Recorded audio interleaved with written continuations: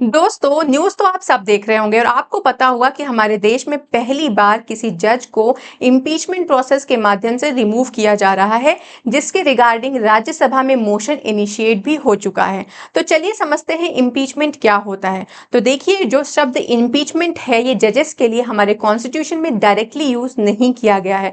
इसका मतलब होता है कि एक फॉर्मल प्रोसीजर को फॉलो करते हुए आप किसी भी हाई कोर्ट या सुप्रीम कोर्ट के जज को रिमूव कर सकते हैं on the grounds of proven misbehaviour and proven incapacity. Proven misbehaviour का मतलब होता है कि उस जज को आप किसी भी करप्शन के मैटर में या किसी मिसकंडक्ट के मैटर में या किसी एथिक्स के वॉयलेशन के मैटर में गिल्टी फाइंड किए हों। और वहीं जब हम बात करते हैं प्रूवन इनकैपेसिटी की, तो जिस कैपेसिटी में उनको ड्यूटीज डिस्चार्ज करने के लिए अपॉइंट किया गया था, उस कैपेसिटी में वो उन ड्यूटीज को एफिशिएंटली डिस्चार्ज नहीं कर पा रहे हैं किसी मेंटल या फिजिकल इश्यूज के वजह से। तो अगर किसी भी जस्टिस के रिगार्डिंग प्रूवन मिसबिहेवियर या इनकैपेसिटी हो जाती है तो उसे हम इम्पीचमेंट प्रोसेस के माध्यम से रिमूव करते हैं।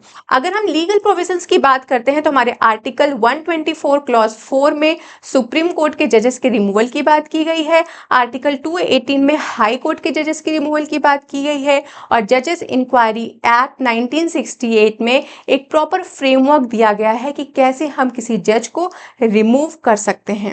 इम्पीचमेंट का ड्रॉबैक इतना ही है कि प्रोसीडिंग इनिशिएट होने के बाद अगर कोई भी जज बीच में ही रिजाइन कर देते हैं अपनी उस पोस्ट से, तो वहीं पे ये इम्पीचमेंट प्रोसेस खत्म हो जाता है, एंड हो जाता है। और ऐसा कई बार हुआ भी है। इसीलिए हमारे देश में इम्पीचमेंट प्रोसेस बहुत स्ट्रिक्ट है और यही रीजन है कि आज तक किसी भी जज को इम्पीचमेंट के माध्यम से रिमूव नहीं किया जा सका है।